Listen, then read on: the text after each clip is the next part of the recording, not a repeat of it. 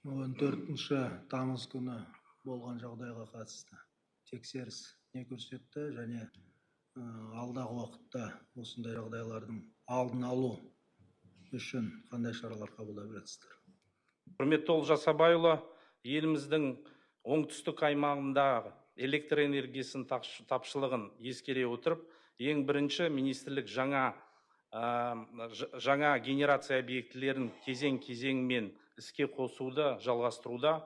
Оның ішінде Алматы қаласындағы ЖЭО 2, ЖЭО 3, ал Түркістан облысында жаңа бу газ қондырғысын қуаттылығы 1000 мегаватт пайдалануға беретін болады.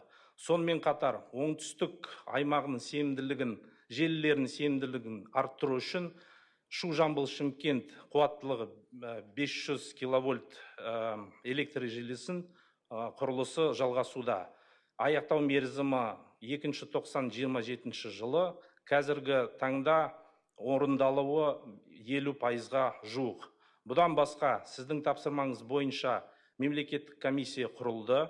Осы мемлекеттік комиссия бірнеше күннен кейін өзінің қосымша ұйымдастырушылық шараларын сіздің назарыңызға көрсететін болады.